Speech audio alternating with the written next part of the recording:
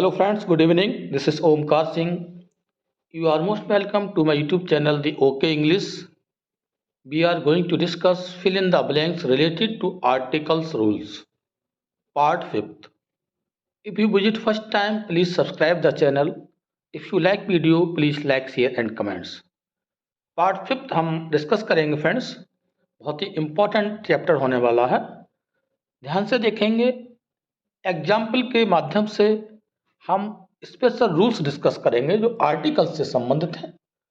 अधिकांश एग्जाम में आर्टिकल से संबंधित क्वेश्चंस पूछे जाते हैं और इसमें से निश्चित रूप से आपको क्वेश्चंस मिलेंगे एग्जाम में. आइए शुरू करते हैं आज का बड़ा ही रोचक अट्रैक्टिव चैप्टर.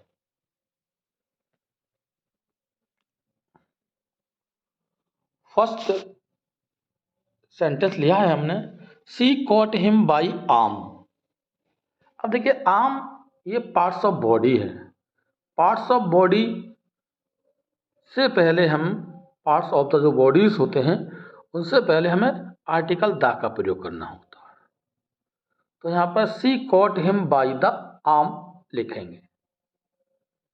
लेकिन जानकारी के लिए बता दें हम कि अगर काउंटेबल नाउन के रूप में पार्ट्स ऑफ बॉडी का यूज हुआ है तो ऐसी स्थिति में ए एन का प्रयोग भी हम कर सकते हैं.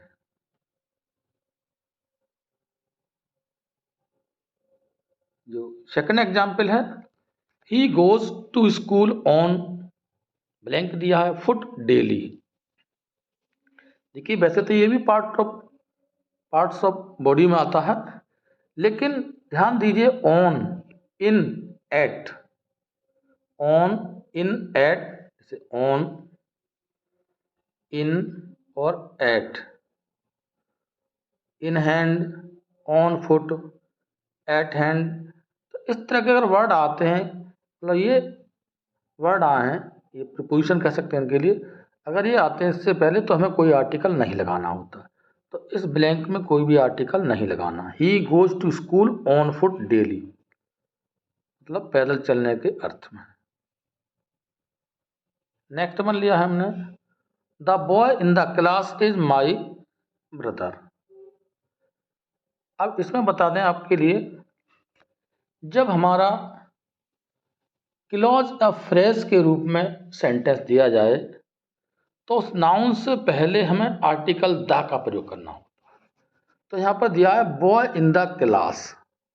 ये हमारा क्या है, ये नाउन फ्रेज है. कैसा है, ये नाउन फ्रेज में आता है फ्रेंड्स. नाउन का वर्क कर रहा है. लड़का जो कक्षा में है, लड़का जो क्लास में क्या है, मेरा भाई है, तो द बॉय यहां लगाएंगे. नाउन फ्रेज का वर्क कर रहा है. The boy in the class ही हमारा नाउन फ्रेज है. Next one, college in which Kavya studies is famous. अब इसमें देखिए college in which Kavya studies is famous. अब इसमें जो यहाँ पे दिया है कॉलेज इन विच, तो इससे पहले भी द का प्रयोग करेंगे क्योंकि यहाँ क्लॉज दिया है फ्रेंड्स. क्या दिया है, क्लॉज. क्लॉज और फ्रेज में अंतर होता है.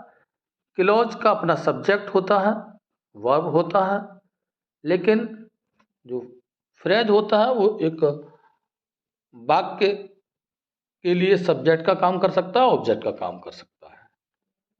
तो इसमें देखिए अब लिखा है द कॉलेज. अब कॉलेज के लिए जो वर्ब यूज हुआ वो हुआ इज फेमस. इज हुआ, इज समझिए, और फेमस तो एडजेक्टिव यहाँ पर. अब दूसरा देखा इन विच, जिसमें काव्या स्टडीज. अब काव्या के लिए स्टडीज, तो दो इसमें हमारे सेंटेंस हो गए. दो सेंटेंस को कनेक्ट करने का काम क्लोज करता है. तो यहाँ पे क्लोज है फ्रेंड्स ये, और वो भी नाउन क्लोज है. द कॉलेज इन विच, जिसमें स्थान के लिए दिया है वेयर, जहाँ पर Kavya studies is famous.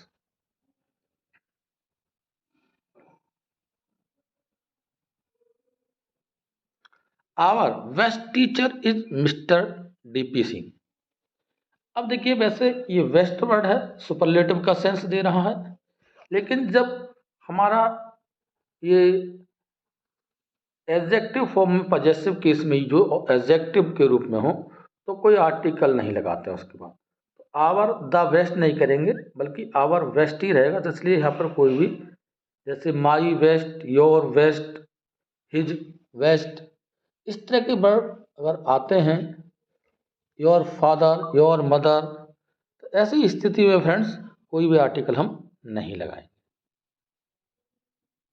Principal is in his office. अब यहाँ पर प्रिंसिपल वर्ड दिया है, तो ये पोस्ट है। नेम ऑफ पोस्ट जो भी हो सकती हैं, प्रिंसिपल हैं, मिनिस्टर हैं, प्राइम मिनिस्टर हैं, टीचर हैं, फार्मर हैं, एक तरह का पोस्ट है। तो पोस्ट के सेंस में हमें डेफिनेट आर्टिकल द का प्रयोग करना होता है। तो यहाँ पर the principal is in his office. Shakespeare dramatist is famous all over the world. इसमें देखेंगे ब्लैंक दिया है, शेक्सपियर कोमा, तो केस इन अपोजिशन में यूज हुआ है। केस इन अपोजिशन आप समझते हैं, बगल में या पास में, कोमा के बाद dramatist is famous all over the world, तो यहाँ पर द का प्रयोग करते हैं। जब केस इन अपोजिशन में दूसरे नाउन का यूज हो, अब शेक्सपियर के लिए यूज हुआ, ड्रामाटिस्ट ये भी नाउन है एक तरह का, तो केस इन अपोजिशन में यूज है, तो उससे पहले आर्टिकल द का प्रयोग किया जाएगा। Half of water has been drunk. कुछ हमारे वर्ड हैं, सम ऑफ है, नोट कर सकते हैं हम लोग, सम, बोथ, हाफ, इसमें दिया ही है। और भी हमारे जैसे all, most, many, each, several,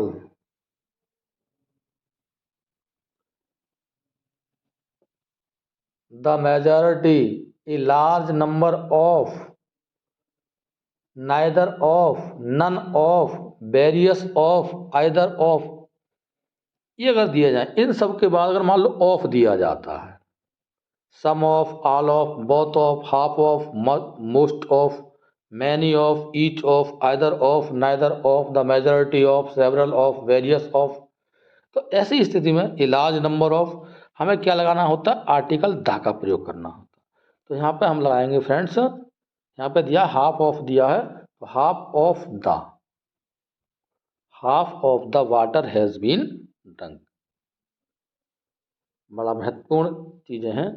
Mumbai is London of India. अब देखिए, दो प्रॉपर नाउन यहाँ पर दिए हैं, मुंबई भी इज आल्सो प्रॉपर नाउन और लंदन भी। जब दो प्रॉपर नाउन दिए जाएं और दो प्रॉपर नाउन की तुलना किसी समान कार्य के लिए की जाए, तो दूसरा वाला जो प्रॉपर नाउन होता है उसको यूज करते समय द का प्रयोग करते हैं, उससे पहले लिखा है, क्योंकि इसका कंपैरिजन एक तरह का देखिए दिया है यहाँ पर फ्रेंड्स। तो कंपैरिजन में दिया है मुंबई इज, तो यहाँ पर लिखेंगे द। वैसे प्रॉपर नाउन से पहले कोई आर्टिकल नहीं आता, लेकिन कंपैरिजन की फॉर्म में हम एक समान गुण की बात है, मुंबई और लंदन। तो Mumbai is the London of India, अर्थात मुंबई की तुलना लंदन से की गई है। तो मुंबई जो भारत का एक लंदन की तरह है, जैसे शहर की तुलना अच्छाई सुंदरता के बारे में दिया है। तो ऐसी स्थिति में दो प्रॉपर नाउन का यूज होने पर, तुलनात्मक अध्ययन हो उनका, समान चीज की तुलना हो, तो आर्टिकल द का प्रयोग करेंगे सेकंड नाउन से पहले। तो Mumbai is the London of India. ये आपके समझ में आ गया होगा। Please subscribe my channel. यदि आपने अभी तक चैनल को सब्सक्राइब नहीं किया, सब्सक्राइब कर लीजिए। Thanks for watching this video.